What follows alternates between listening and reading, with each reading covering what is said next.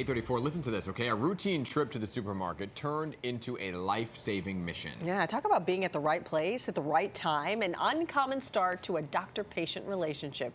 And this morning, we are happy to have both of them joining us to share their story. So welcome Dr. Jordan Stern, a vascular surgeon at Weill Cornell, and patient Jack Prilock. So good morning to both of you. Good morning. Morning. Thank you for having us. Very happy to have you here today. Very happy to be here. So let's talk about it. Let's go back. It happened back in March on a Saturday. Dr. Stern, you went to Wegmans on Astor Place? Yeah, so we live in the area, and my beautiful fiance, Shar, and my baby and I were out grocery shopping. And we wandered into the new Wegmans at Astor Place, and I immediately sort of noticed somebody panicked, and it was an employee. And as I'm kind of familiar with these kinds of things, being a medical professional, and I asked her what was going on, and she said it was a medical emergency. So we came down the stairs, and I found Jack, unfortunately, on the ground, unresponsive. Oh my God. And what had happened? So at the time, we didn't know. But somebody had started CPR, and I verified that he had no pulse, and so I sort of took over and continued with CPR. Thankfully, somebody there had what's called an AED, or an automatic external defibrillator. And really that's what saved Jack, because we were able to get it on him, and it determined that he needed a shock. So we delivered a shock, and you know, thankfully he woke up. Wow. Jack, were you by yourself? No, I was with my wife. We'd gone there just to do our normal shopping. They were having a demonstration of like of a tuna butchering. So my wife went to start the shopping while I went to go watch it, and none of the normal signs you hear about all the time with heart attacks. No, Elizabeth, I'm coming. No pain. I got lightheaded. Everything went great. Tunnel. I tried to grab the pillar, and that was the last thing I remember being until I was wheeled out on the stretcher. So it was a heart attack? Yes. Ended up being a heart attack? It ended up being a heart attack. And no warning signs prior to that, even that day? It's like death by 1,000 cuts. Yeah. It was just, everything was so slow. I have got heart disease on both sides of my family. I'm aware of that. I see my doctor. Yeah. I get physicals. In fact, I'd been talking to my doctor a couple months earlier about going to a pulmonologist, a cardiologist, because I thought I was a victim of long COVID. I'd gotten it, and ever since COVID, it was harder to breathe. Yeah.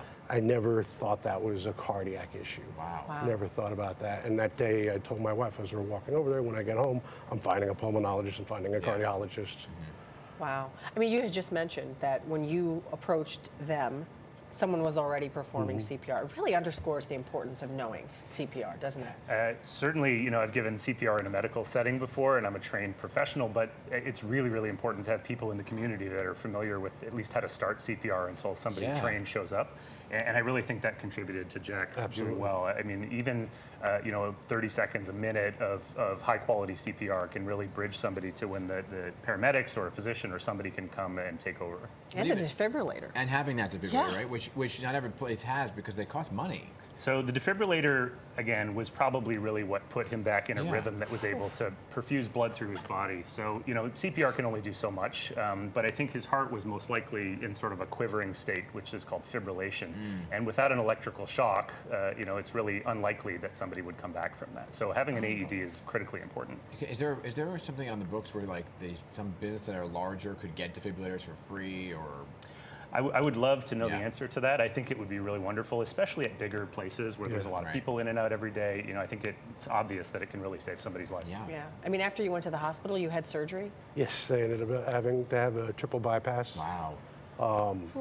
I unfortunately also went into respiratory failure the night of surgery. Oh my gosh. I was thankful that they had a ECMO machine, which oxygenated my blood for about a day. I was off it relatively quickly. I was off intubation quickly. And one of the jokes around with the nursing staff and my wife, who was there the entire time, was every time any of the doctors came in, they'd look at their chart, they'd look at me, they'd ask my name and birth date, they'd step back out, look at the room number, and ask again, like, really? Because I responded to all the therapy and everything that happened. So quickly. Yeah. He's recovered amazingly. I mean, he I walked walked here up this here. morning. Oh, wow. And Just you're 2.5 back at miles. work? Oh, yeah. Yeah, I was off. I was on disability for about 10 weeks. Still working from home because I'm still doing cardiac therapy and rehab a few times a week. And my boss was like, just take it easy. We're going to Yeah. ease you back into it. But What was the reunion like for the two of you? Like, how did you come back into each other's lives? You know, you didn't just leave them at the door No. of the Wegmans. So, fortunately, again, Jack woke up and was taken away on a stretcher, ambulance, and I gave my information to the paramedics and the police that were there at the scene. Somebody Googled me, I think, and found me look at at that Cornell nice because I picture. got an email from initially from a cousin out in California, which is Wow, sort of yeah. ironic. That's where I used to live, Oh, wow. right in the area, in San Jose area. And they found me, and then we ended up exchanging phone numbers sort of through email, and then we went to the hospital and we were able to meet him at NYU Hospital in What was recovery. that like? Yeah. What was that moment like? It was surreal.